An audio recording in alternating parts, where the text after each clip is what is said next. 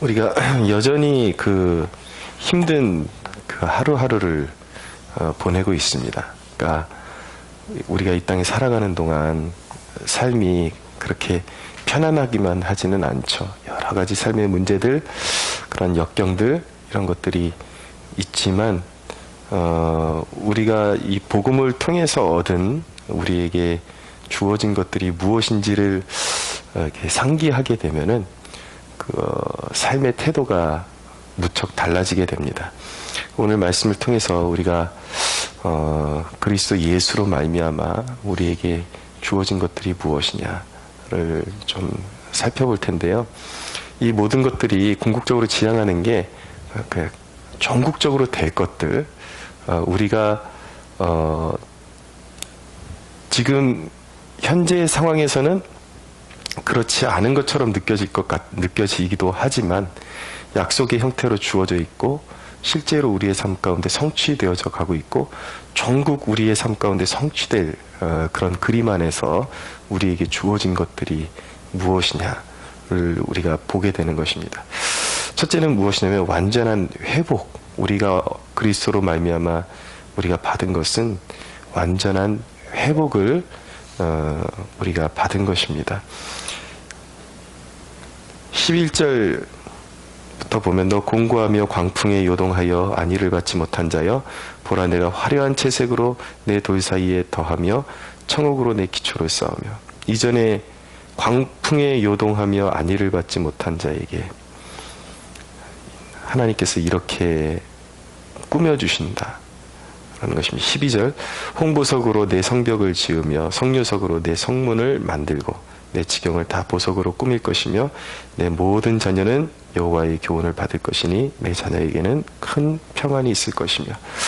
그러니까 완전한 그 회복을 향해서 우리 그리스도인들이 지금 달려가고 있다. 그리고 이미 그 변화의 시작은 그리스도 예수를 믿는 믿음 안에서 우리에게 주어진 것이다 라는 것을 우리가 깨달아야 합니다.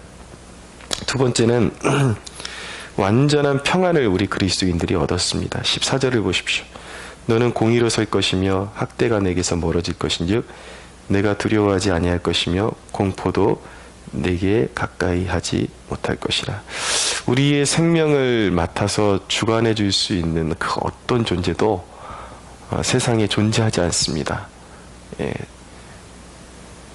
세상에 우리가 우리의 생명이 세상에 노출되어 있는 것이 사실은 그게 불행이고 그것 자체가 멸망의 전조라고 말씀드릴 수가 있습니다. 오직 하나님만이 우리의 생명을 맡아서 보호해 주실 수 있는 분이십니다.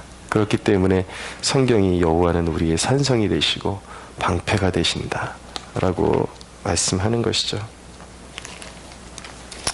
바울의 고백을 잠깐 들어볼까요?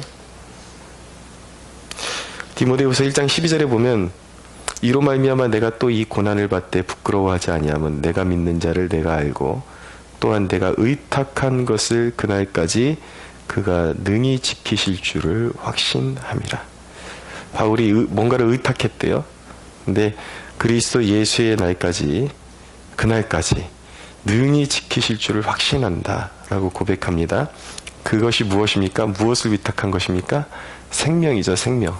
예, 생명을 아예 나의 삶 가운데 망설임 없이 바울이 생명을 주님 앞에 맡겨드리니까 인생의 갈등이 사라집니다.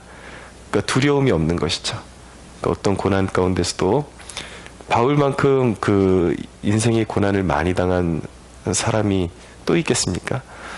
그런데 자신의 생명을 주님께 송두리째 맡겨드리는 결단 속에서 그는 하늘의 평강, 완전한 위로를 삶 가운데 누리면서 그 역경들을 이겨낼 수가 있었던 것이죠. 그러니까 우리에게 주어진 것은 완전한 평강이고 우리의 생명이 이미 그리스도의 생명싸개에 쌓여져 있다라는 것을 우리가 깨닫게 되는 것입니다. 그러므로 삶에 있어서 다 맡기십시오. 그냥 아예 무엇을 맡겨야 될까 그런 것 때문에 고민하지 마시고 아예 그냥 죽든지 살든지 죽이든지 살리시든지 주님 마음대로 하십시오. 그러니까 내 생명은 주님 것입니다. 생명을 맡겨버리면 생활의 염려에 매이지 않게 됩니다. 그분이 주관하시니까. 왜냐하면 생명을 맡기면 우리의 먹고 사는 문제, 앉고 서는 문제, 모든 것들이 그 부담감을 누가 다 책임지셔야 하는 것인가. 당연히 그 생명을 맡으신 분이 주관해 주셔야 되는 것이죠. 그러니까 어떤 염려든지 다 주님께 맡겨드리고 생명까지, 생명을 송두리째 주님 앞에 온전히 의탁하는 그런 결단이 있기를 원합니다. 예. 근데 이거는 이미 우리에게 주어진 확실한 그 확고한 지위란 말이에요. 완전한 회복, 완전한 평안. 이것이 우리에게 주어져 있습니다. 세 번째로, 그리스도인은 완전한 보호를 받습니다. 15절 이후에 보면은, 대적들이 그리스도인에게 여전히 있죠. 여전히 참소하고 대적하고 그런 존재들이 분명히 있습니다. 그런데 그 역사의 종말은 어떻게 되는가? 하나님의 자녀들을 참소하는 것을 인정해주지 않으십니다. 대적들이 아무리 참소하고 대적할지라도 끝내 하나님은 하나님의 자녀들을 대적했던 그 악의 세력들, 누구를 막론하고 하나님의 자녀들을 대적하는 자들은 악의 세력인 것입니다. 그들을 하나님이 친히 대적하신다. 하나님은 끝판 뒤집기의 왕이십니다. 완전히 절대로 그들을 간과하지 않으시고 그들의 행위대로 심판을 하시고 결국 그리스도인들, 하나님의 참된 백성들을 구원하시고 그들을 욕되게 했던 자들을 오히려 욕되게 하시고 굳건하게 세우시는 것이 하나님의 약속이요 하나님이 행하시는 일인 것입니다. 그래서 우리가 완전한 하나님의 보호 속에 있다라는 것을 알게 되면요, 자, 우리가 그리스도 예수로 말미암아 얻은 이 세 가지를 기억하면 우리의 삶의 태도가 굉장히 달라집니다. 바로 우리가 그리스도인에게 주어진 것이 완전한 회복, 완전한 평안, 완전한 보호이기 때문에 그러니까 어떤 그 세상의 도전 앞에서도 맞설 수 있는, 담대해질 수 있는 용기를 얻게 되는 것이죠. 그것을 잘 보여주신 분이 바로 우리 주님 되시는 예수님이십니다. 예수님. 근데 이것 때문에 우리가 이것을 소유했기 때문에, 이 세 가지를 소유했기 때문에 가질 수 있는 태도는 예수님이 보여주신 것인데, 그것이 무엇이냐면 예수님이 우리의 구속사역을 이루시기 위해서, 아버지께 기꺼이 순종하기 위해서 대적자들에게 침뱉음 당하시고 모욕당하시고 십자가에 달리기를 두려워하지 않으셨다라는 것입니다. 의외죠. 왜냐하면 사도 바울이 고백한 것처럼 완전히 내 생명과 나의 모든 전 삶이 아버지께 위탁되어 있기 때문에 그 누구도 해할 수 없다.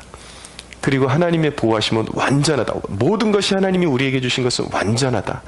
라는 분명한, 이것은 그냥 우리가 그렇게 믿는다 차원이 아니라 그것이 사실이고 팩트이고 진리이기 때문에 우리의 삶에 굉장한 용단을 주는 것이죠. 그래서 예수님은 그런 모욕을 당하는 것에 대해서 자신을 그냥 대적자들에게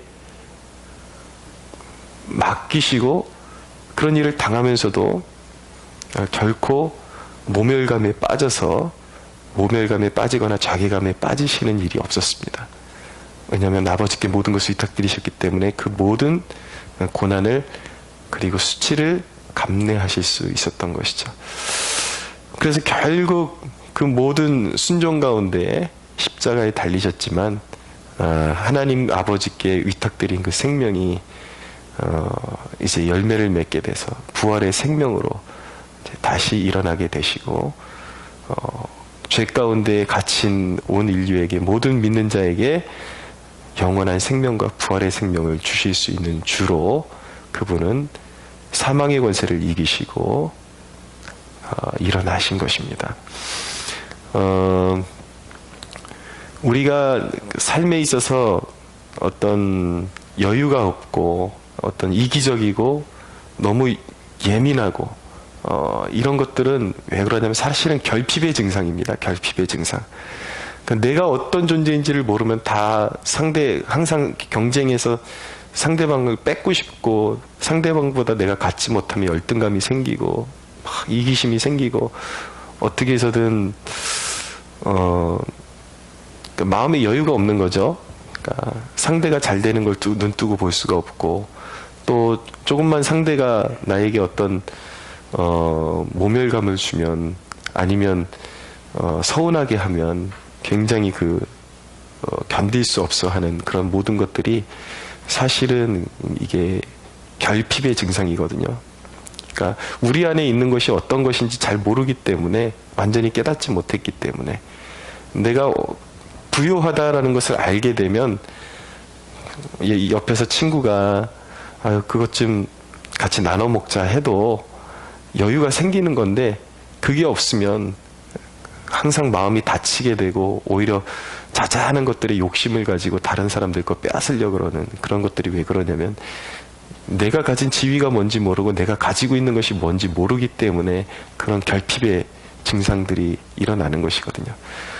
근데 이게 믿음의 문제입니다. 내가 무엇을 받았는지 모르고 내가 믿는 바가 뭔지 잘 이해하지 못했기 때문에 우리에게 여전히 그런 욕심과 이기심과 그런 예민함들이 우리를 주장하고 있다라는 것이죠. 그래서 사도 바울이 항상 그런 오류 가운데 빠져 있는 성도들을 교정하는 방법이 무엇이냐면 올바른 교리를 가르쳐 주는 거예요. 그러니까 너희들이 그리스도 예수 안에서 획득한 지위가 무엇인지를 기억하라는 것이죠. 그리고 삶을 바꾸라는 것입니다. 그것이 우리에게 주어지는 도전인 것이죠. 에베소서에 보면 하나님께서 우리를 그리스도 안에서 다시 살리셔서 영적으로 하나님 보좌 우편에 하늘에 우리를 앉히셨다라는 표현이 나옵니다. 우리가 이 땅에 살고 있지만 이미 영적인 지위는 하늘의 시민권을 얻은 것이고 그리스도 예수와 함께 그분의 보좌 옆에 우리가 하늘에 앉히운 바 된 사람들입니다. 네, 그런 지위를 우리가 가지고 있다고요. 그리고 그것은 망상이 아니라 반드시 성취된 일이고 약속의 형태로 이미 우리에게 와 있는 거예요. 완전한 회복, 완전한 보호, 완전한 평안.